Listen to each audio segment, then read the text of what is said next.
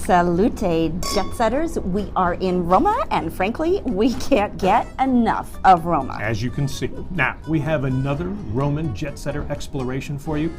Now, this time, we are going to a famous piazza that has great restaurants and people watching. That is right. Plus, the famous fountain immortalized in many films and 2 restaurantes that we consider off the chain, and you will too.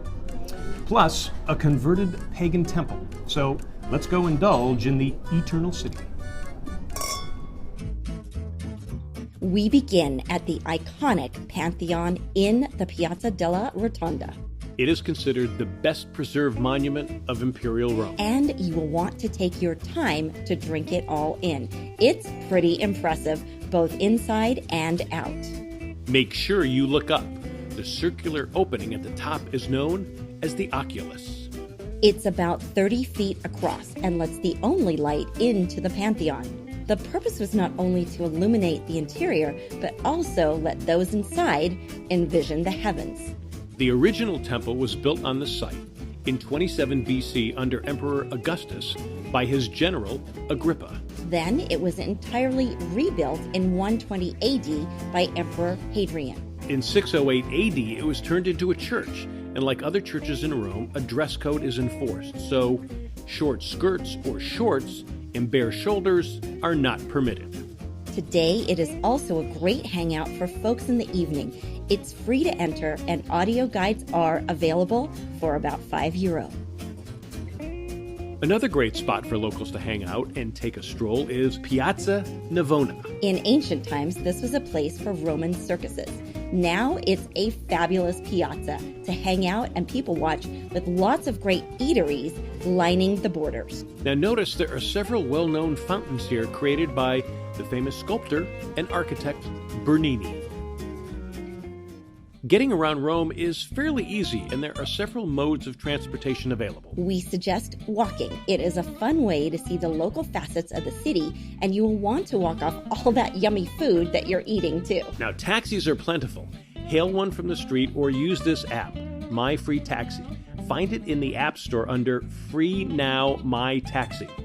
You can hook up your credit card and it works just like Uber. If you are grabbing a cab on the street, keep in mind that most only take cash, so have it on hand. If taxis aren't in your budget, you can also use the bus or the metro. The bus will get you closer to your destination. The metro in Rome has only 2 lines, so you may end up walking a bit more if you decide to take that. Keep in mind to have comfy walking shoes, as many streets are cobblestones and uneven. Now, if you feel like biking it, Uber offers Jump, electric bikes that you can pick up and drop off around the city. Just download the Jump by Uber app from the App Store to access. And those are your Jetsetter tips for getting around Rome. Prego.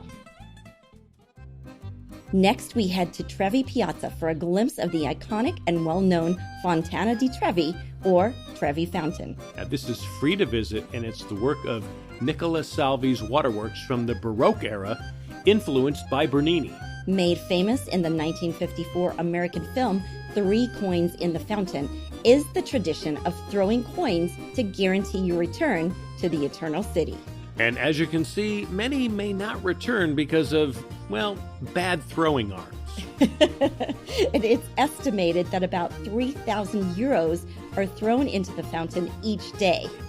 Don't worry, the money is collected and donated to support Rome's needy.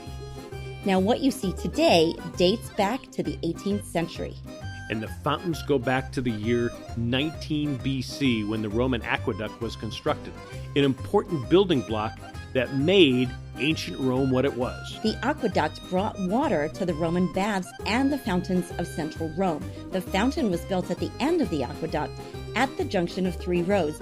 Thus, the 3 streets, or literally 3 ways, Trevi, gives us the name Trevi Fountain. Near these sites are 2 restaurant jewels given to us by 2 of our Jetsetters. The first is La Pace del Palato near Piazza Navona.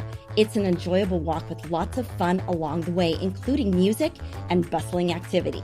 La Pace is a great family-run restaurant that will leave you wanting to return again and again.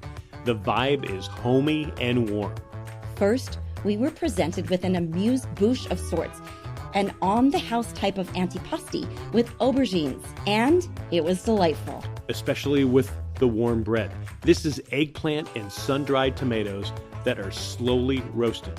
It was slightly sweet with a nice touch of bitterness to balance it out. Next, we took a deep dive into the carbonara with truffles. This might be the best we have ever had. Truffles are a tradition to add to carbonara in the fall and winter.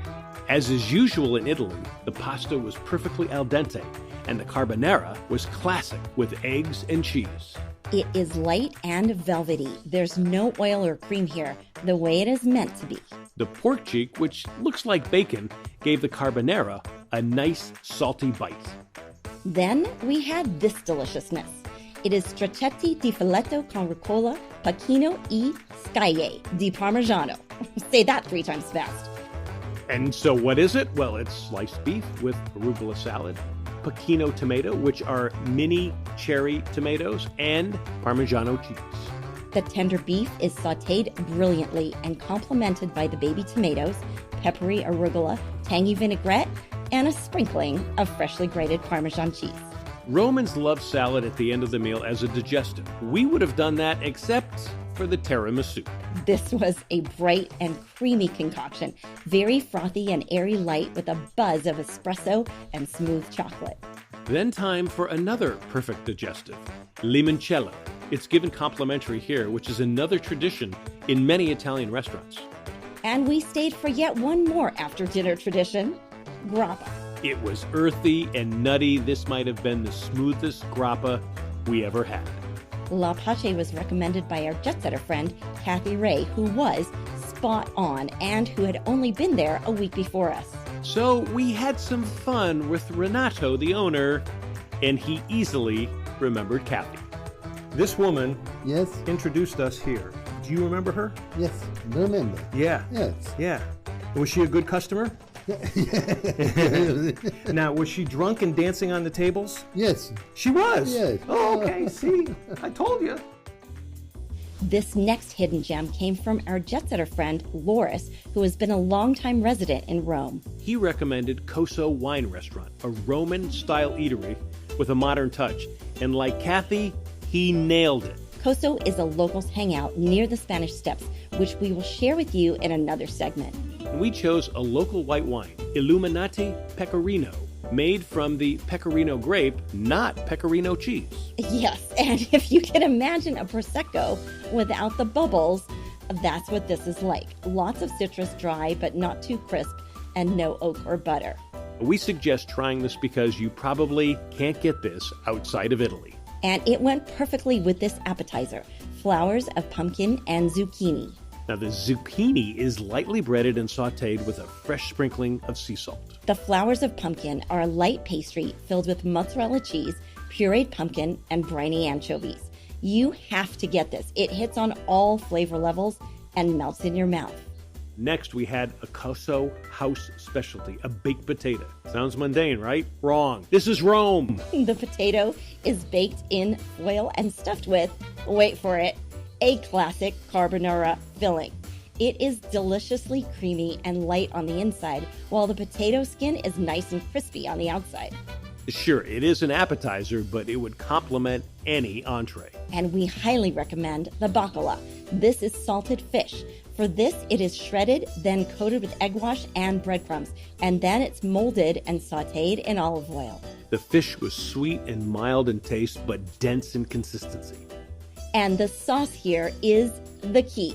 It is a whipped up combo of chickpeas and prawns with a spicy salsa from Africa added in. For a New England boy who loves cod, this might be one of the tastiest fish recipes I have ever had. I would only have fish sticks this way.